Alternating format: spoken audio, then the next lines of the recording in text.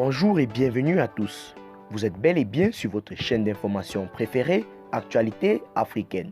L'information nous place au sommet du monde et nous avons pour préoccupation majeure de vous informer non seulement sur l'actualité à l'échelle continentale, mais aussi mondiale. Alors, si vous êtes nouveau sur la chaîne, pensez à vous abonner.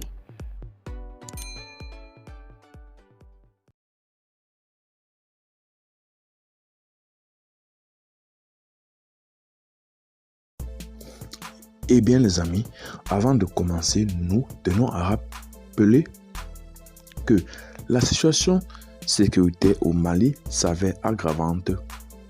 De ce fait, saluons ainsi l'enthousiasme, la bravoure et l'engagement du président de la transition Assimi Goïta à l'effet de lutter, de bannir, encore moins d'éradiquer cette situation délétère qui sème trouble, délinquance, mal-être et mal-vivre entre les peuples du territoire malien. Ce faisant, notons également que les forces armées maliennes connues sous l'acronyme de FAMA se meuvent le jour pour bannir ou éradiquer cette crise au Mali.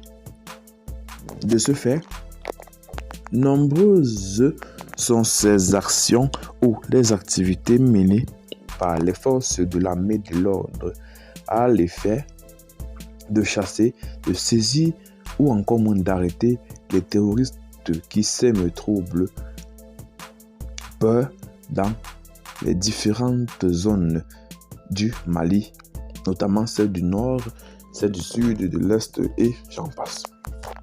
Ce faisant, l'information qui constitue l'ossature de notre balade informationnelle ce matin est cette information-là selon laquelle les FAMA auraient saisi des refuges logistiques et auraient détruit ces derniers.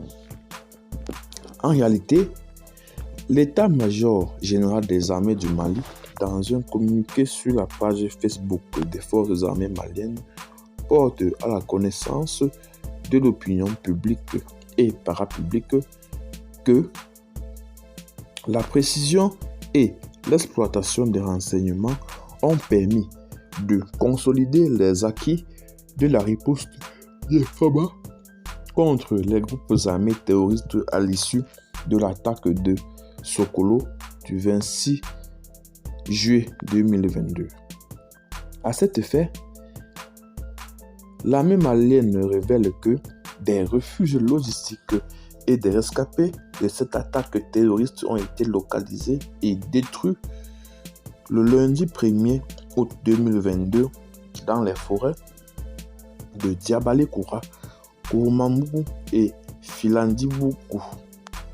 Ainsi, le bilan de ces opérations fait état de la récupération d'un véhicule FAMA enlevé en 2019, des armes, des munitions, des matériels de fabrication d'engins explosifs improvisés, des téléphones portables ainsi que de beaucoup de matériel personnel des terroristes ayant fui l'assaut des FAMA.